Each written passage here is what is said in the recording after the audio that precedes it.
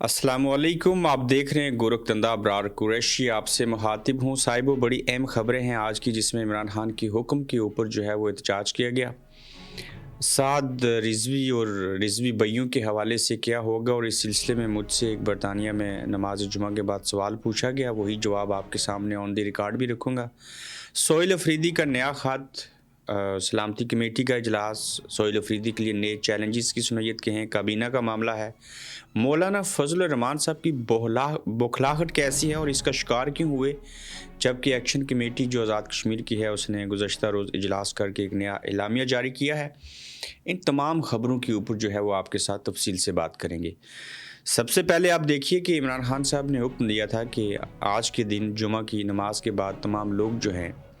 वो इस बात को वजह बना के एहतजाज करेंगे जो साद रिजवी बइयों की जमात जो है, मजहबी जमात, उसके ऊपर जो क्रैकडाउन किया गया और उनके सैकड़ों लोग जो हैं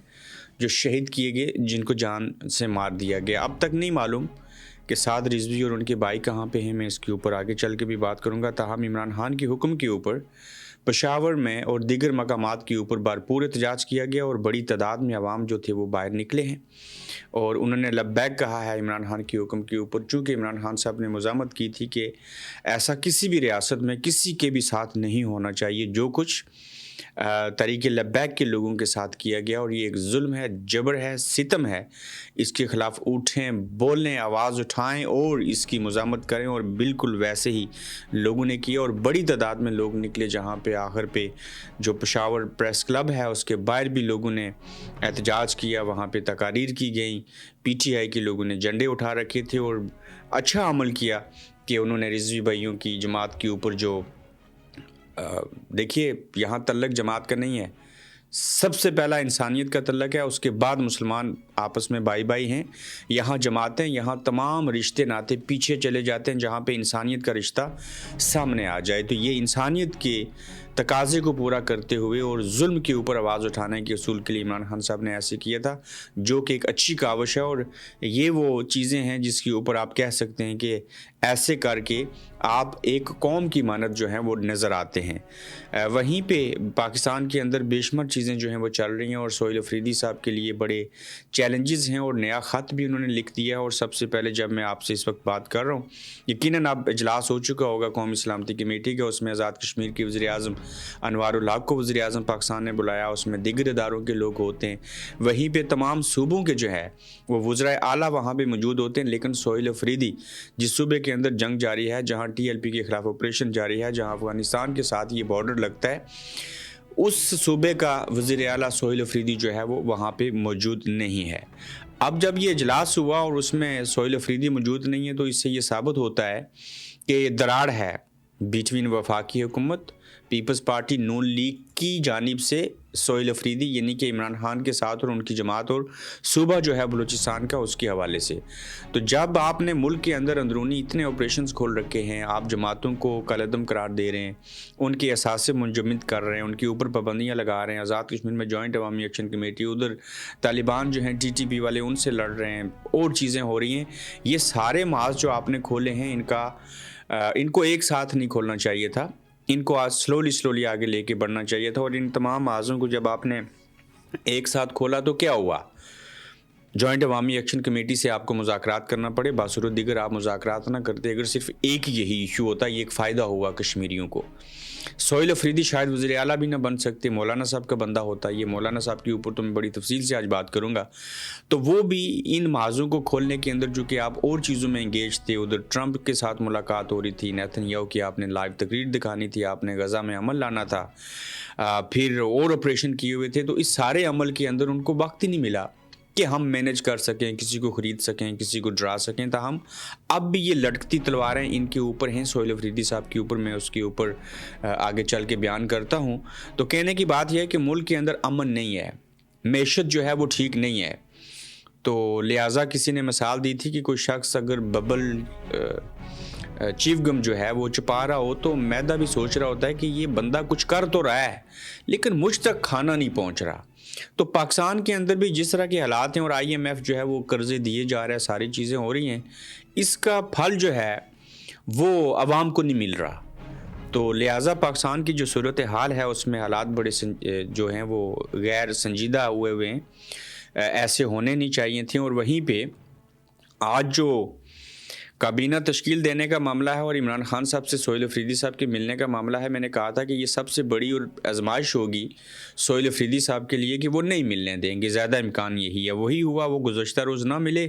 تو عمران خان سے ملاقات کے لیے وزیر اعلیٰ خیبر پختونخوا سہیل افریدی نے چیف جسٹس یحییٰ افریدی صاحب کو بھی خط لکھ دیا ہے۔ گزشتہ روز وزیر اعظم پاکستان نے فون کیا، ان کو مبارکباد دی اور انہوں نے آگے کہا کہ میں ان سے ملنا چاہتا ہوں۔ تو شہباز شریف صاحب نے حاکم وقت اسلامی جمہوریہ پاکستان اور وزیر اعظم ہوتے ہوئے کہا میں پوچھ کے اور پتہ کر کے بتاتا ہوں۔ اس سے ثابت ہوا یہ واقعی کسی کے انڈر ہیں، کسی کے کنٹرول میں ہیں، یا آرمی چیف کو نمبر 2 کو یا نمبر 3 کو یا 1 کو فون کر کے پوچھیں گے کہ بھائی سہیل افریدی کا کیا کرنا ہے، جیسے وہ کہیں گے ویسے کرنا پڑے گا۔ تو یہ ثابت ہوا کہ یہ اردلی ہیں، یہ آزاد نہیں ہیں، اور ایک وزیر اعظم پاکستان 25 کروڑ کا سربراہ ہوتے ہوئے 4 کروڑ کے صوبے کے سربراہ وزیر اعلیٰ کو کہہ رہا ہے کہ میں پوچھ کے بتاتا ہوں۔ مجھے لگتا ہے کہ یہ ٹوائلٹ میں بھی جاتے ہوں گے تو کسی سے پوچھ کے جاتے ہوں گے، یا وہاں کوئی بندہ ساتھ بیچتے ہوں گے کہ ان کو اکیلے نہ چھوڑ دیں یا اپنی مرضی سے کام نہ کر سکیں۔ اور پھر اگر دیکھیں کوئی پتہ نہیں ہے اپنے چیف کی فیلڈ مارشل کی تعریف کرنے کے لیے الفاظ اور جملے کیا استعمال کرنے، دوسرے دشمن لوگوں کی تعریف کرتے ہوئے کیا کرنا ہے، ایک ہی ردہ رکھا ہوا ہے، رٹی رٹائی تقریر ہے، جیسے سلیوٹ کرتے ہیں فیلڈ مارشل کو، خراج تحسین پیش کرتے ہیں، یہی تقریر جو فیلڈ مارشل کے لیے الفاظ کہتے ہوتے ہیں رٹے رٹائے ہوئے، وہی سارے جملے اور الفاظ جو ہیں ڈونلڈ ٹرمپ کو سلیوٹ بھی مار دیا، خراج تحسین بھی پیش کیا، لمبی عمر کی دعائیں بھی دے دیں، نوبیل پرائز کے لیے بھی پھر سے نامزد کر دیا، جبکہ آپ نے پہلے بھی نامزد کیا تھا۔ تو ڈونلڈ ٹرمپ سے یہ انگریز کافر پھر چنگا کہ انہوں نے اس بندے کو نہیں دیا، ٹرمپ کو، جن کو پاکستان نے نامزد کیا تھا، انہوں نے کسی لڑکی کو دیا ہے اور میرٹ کے اوپر فیصلہ کیا ہے۔ تو بہرحال اگر آپ دیکھیں تو کابینہ کا چیلنج جو ہے وہ ان کے سامنے ہے، تشکیل دینے کے حوالے سے خبریں چل رہی ہیں کہ جو سہیل افریدی ہیں ان کی کابینہ میں اسٹیبلشمنٹ کے لوگوں کو ایڈجسٹ کیا جائے گا، یہ اسد طور اور دیگر لوگوں نے بھی کہا۔ اب جب ان کے لوگوں کو کابینہ میں شامل کرنے کی بات کی جائے گی تو ایسی صورت میں جب ہم نہیں دیں گے، یعنی کہ سہیل افریدی جب وہ نہیں دے گا ان کو وزارتیں، تو کیا ہوگا کہ وہ اکڑ جائیں گے، تحریک عدم اعتماد کی طرف جائیں گے، ٹوٹ جائیں گے۔ پہلے 22 ٹوٹ رہے تھے، اب ہو سکتا ہے زیادہ ٹوٹ جائیں، تو سب کو تو وزارتیں دی نہیں جا سکتی۔ تو یہ وہ عمل ہوگا جس کو بڑا حکمت کے ساتھ کرنا پڑے گا۔ لیکن دوسری جانب عمران خان صاحب نے کہا تو میری ٹیم کا اوپننگ بیٹسمین ہے، کھل کے کھیلو، اور کھل کے کھیلنے میں کیا حالات اور واقعات پیدا ہوں گے یہ دیکھنا پڑے گا۔ لیکن اب یہ جو خبر تھی کہ کابینہ کی تشکیل میں کافی دشواریاں آ رہی ہیں، بڑے مشکل حالات ہیں، وہیں پہ خیبر پختونخوا کابینہ کی تشکیل کا جو معاملہ ہے، اس سلسلے میں بانی پی ٹی آئی کا کابینہ کی تشکیل سے متعلق جو بیان ہے اور جو پیغام ہے وہ بھی سامنے آیا، اور سلمان اکرم راجہ نے پارٹی کو یہ پیغام دیا ہے عمران خان صاحب سے ملنے کے بعد۔ اور بیرسٹر سیف اور مزمل اسلم کی کابینہ میں شمولیت کا معاملہ جو ہے وہ فی الوقت روک دیا گیا ہے، یہ ابھی شامل نہیں ہوئیں گے۔ اور گزشتہ روز سلمان اکرم راجہ نے پارٹی قیادت کو بانی پی ٹی آئی سے ہونے والی گفتگو کا احوال بتایا تھا، اور محمود خان اچکزئی کی جانب سے دیے گئے اشیاء میں سلمان اکرم راجہ نے جنید اکبر، اسد قیصر اور اپوزیشن قیادت شریک ہوئی تھی۔ اشیاء میں سلمان اکرم راجہ نے کہا بانی سے کابینہ مزمل اسلم اور بیرسٹر صاحب سے متعلق گفتگو ہوئی۔ بانی پی ٹی آئی نے واضح کہا ہے کہ میں نے کابینہ میں مزمل اسلم اور بیرسٹر صاحب کی شمولیت کا کوئی حکم نہیں دیا۔ تو سلمان اکرم راجہ نے مزید کہا کہ اڈیالہ میں ملاقات کے بعد پیغام ہے سہیل افریدی کو پہنچا دیا ہے۔ بانی نے کہا ہے کہ پی ممبران اسمبلی اور مشیروں کے لیے پارٹی تنظیم سے مشاورت کی جائے۔ خیبر پختونخوا پارلیمانی پارٹی کی اکثریت نئی کابینہ میں نئے چہروں کو لانے کے حق میں ہے، یہ صورت حال ہے۔ اور اگر یہ سیف اور مزمل اسلم جیسے لوگ، مجھے مزمل اسلم صاحب کا تو نہیں پتا، لیکن بیرسٹر سیف تو ہے ہی ٹاؤٹ ہے اسٹیبلشمنٹ کا، اگر ان کو شامل کرتے ہیں تو پھر اسد طور اور دیگر لوگوں کی بات درست ہے کہ اس میں اسٹیبلشمنٹ کے لوگ جو ہیں وہ وہاں پہ شامل ہوں گے۔ تو اس کے ساتھ میں 2 نقطے اور رہ گئے ہیں، 3۔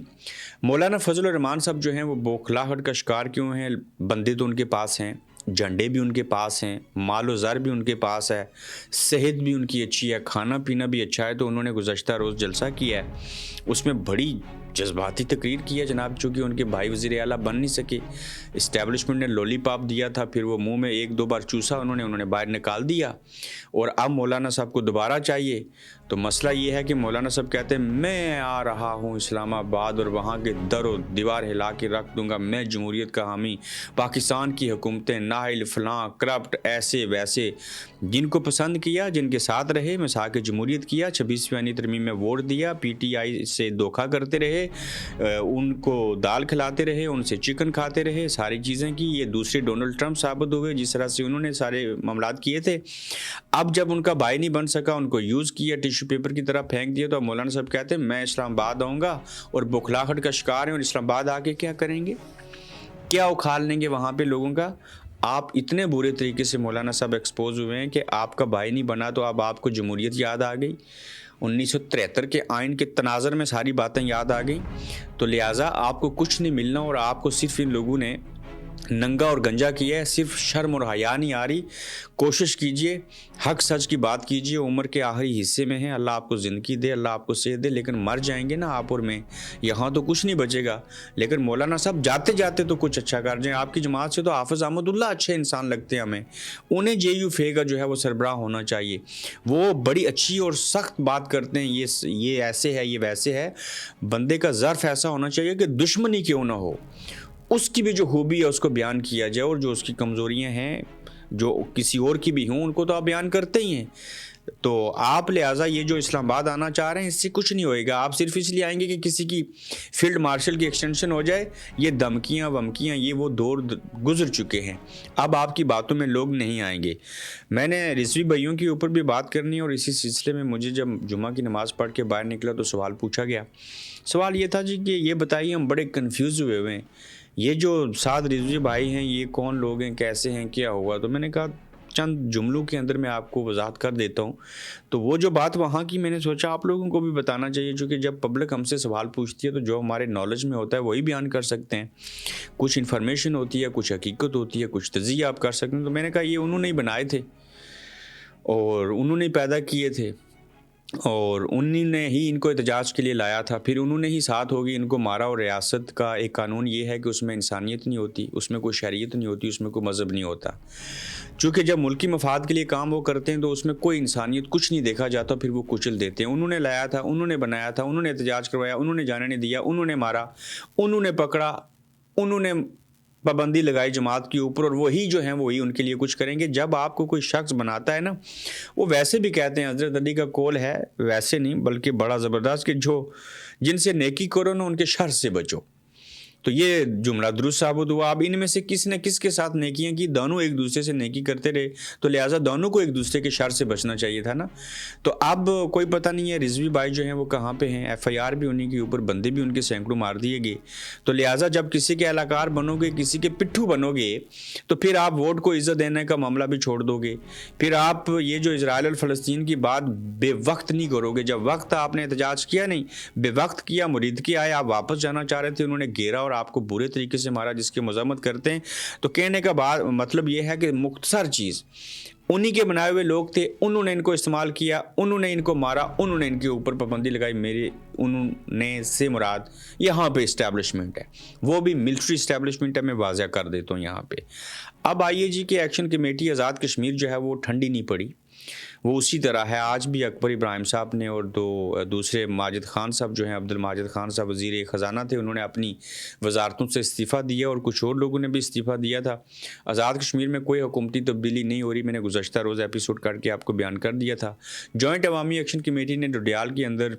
اجلاس کیا ہے، جس میں جو شوکت نواز میر ہیں، غلام مشتبہ صاحب تھے،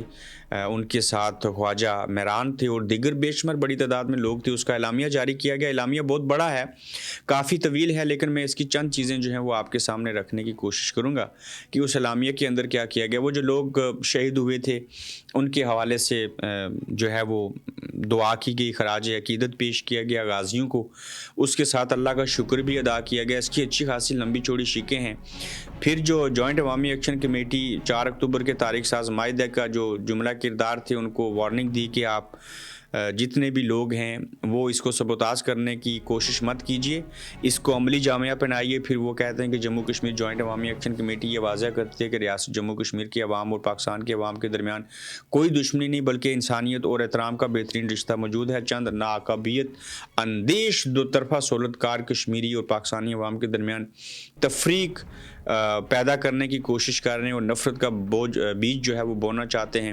پانچویں میں وہ کہتے ہیں کہ ایکشن کمیٹی کی کوارڈینیشن اینڈ ریسرچ کمیٹی کا قیام عمل میں لایا گیا ہے، جس کے ممبران میں عابد شاہین ہیں، سردار سجاد خان ہیں، سردار شبیر خان ہیں، انجم زمان اور دیگر لوگ اس میں شامل ہیں۔ نمبر 6 پہ کہتے ہیں کہ اجلاس میں 4 اکتوبر 2025 کو ہونے والے معاہدے کے مطابق عمل درآمد کے لیے قائم شدہ کمیٹی کے لیے جموں کشمیر جوائنٹ عوامی ایکشن کمیٹی کی جانب سے متفقہ طور پر چند ممبران کو نامزد کیا گیا ہے، جس میں ایک شوکت نواز میر، دوسرے سردار عمر نذیر کشمیری، امتیاز اسلم جو ہیں وہ شامل ہیں، اور ساتویں پہ آزاد جموں کشمیر کے انتخابی حلقوں کے علاوہ قانون ساز اسمبلی کی نشستوں کے لیے تشکیل کردہ پاور کمیشن کے لیے جموں کشمیر جوائنٹ عوامی ایکشن کمیٹی کی جانب سے ممبران کی نامزدگی کی گئی ہے، جو اس کے اوپر توجہ دے گی، جس میں راجہ امجد علی خان صاحب ہیں، سعد انصاری ایڈوکیٹ ہیں، سردار ارباب ایڈوکیٹ ہیں۔ 8 پہ کہتے ہیں کہ حکمران اشرافیہ کی ناجائز مراد کے خاتمے اور تخفیف کے لیے تشکیل کردہ کمیٹی بھی انہوں نے بنائی ہے، جس میں فیصل جمیل کشمیری ہیں، راجہ غلام مشتبہ ہیں اور سردار راشد نعیم شامل ہیں۔ اور نمبر 9 پہ کہتے ہیں کہ 29 ستمبر کو مظفر آباد میں پرامن مظاہرین پر مسلم کانفرنس کے اور سردار عتیق کے جو داماد ہیں ثاقب مجید کے بیٹے اور دیگر ملزمان کو فائرنگ کر کے نہتے شہریوں کو شہید کیا گیا تھا اور درجنوں افراد کو زخمی کرنے کی پاداش میں فوری گرفتار کیا جائے، اور جو مقدمہ میں سردار عتیق احمد خان، میجر ریٹائرڈ نصر اللہ خان اور عثمان عتیق خان کو بھی گرفتار کر کے شامل تفتیش کیا جائے۔ نمبر 10 کے اوپر کہتے ہیں کہ پونچھ مظفر آباد کے اندر تعلیمی بورڈ کے قیام کے حوالے سے میرپور کے شہریوں کے تفضات دور کرنے کے لیے سعد انصاری ایڈوکیٹ، مجتبیٰ بن فیض فاروقی اور مجتبیٰ بانڈے پر مشتمل 3 رکنی اعلیٰ سطحی کمیٹی قائم کر دی گئی ہے، اور یہ بڑا اچھا ہوا تھا، 2 تعلیمی بورڈ اور بنے ہیں، تو اس کے اوپر بھی وہ تفصیل سے وضاحت کریں گے۔ میں نے آج بھی اس کے حوالے سے ویڈیو لگائی۔ جموں کشمیر جوائنٹ عوامی ایکشن کمیٹی 11 نمبر پہ کہتی ہے کہ موجودہ تحریک اور کال میں عوام الناس، خواتین حضرات اور بچوں کے مثالی کردار پر سب کو خراج تحسین پیش کرتے ہیں، اور وہیں پہ انہوں نے ذرائع ابلاغ، سوشل میڈیا ایکٹیوسٹ، صحافی حضرات، یوٹیوبر اور اس کے ساتھ ساتھ سب لوگوں کو خراج تحسین جو ہے وہ انہوں نے پیش کیا ہے۔ آگے چل کے نمبر 12 پہ ہے کہ معروف یوٹیوبر محمد انیس جو کہ ٹریفک حادثہ میں زخمی ہوئے ہیں، ان کے لیے، ان کی صحت یابی کے لیے دعا کی گئی ہے۔ 14 پہ ہے جی کہ ایڈوائزری کونسل کے قیام کی منظوری دی گئی ہے، جس کے ناموں کا اعلان جو ہے وہ جلد کیا جائے گا۔ 15 پہ کہتے ہیں کہ مخیر حضرات کو مطلع کرتی ہے یہ کمیٹی کہ جموں کشمیر جوائنٹ عوامی ایکشن کمیٹی شہداء یا زخمیوں کی مالی معاونت کے لیے کوئی فنڈنگ نہیں کر رہی۔ جو مخیر حضرات جذبہ اور حب الوطنی اور شہداء اور زخمیوں کی داد رسی کے لیے ان کی مدد کرنا چاہتے ہیں وہ اپنے طور کے اوپر کریں، ہم کوئی فنڈنگ نہیں کر رہے۔ اور انہوں نے کہا اس میں کہ ہم الیکشن تو نہیں لڑ رہے، لیکن الیکشن کے اوپر، ووٹ کے اوپر، ساری چیزوں کے اوپر ہماری توجہ ہوگی۔ یہ آخری نقطہ جو ہے وہ کافی طویل ہو گیا، تو اپنا خیال رکھیے، اپنا فیڈ بیک دیجیے گا، تو جلد انشاءاللہ آپ سے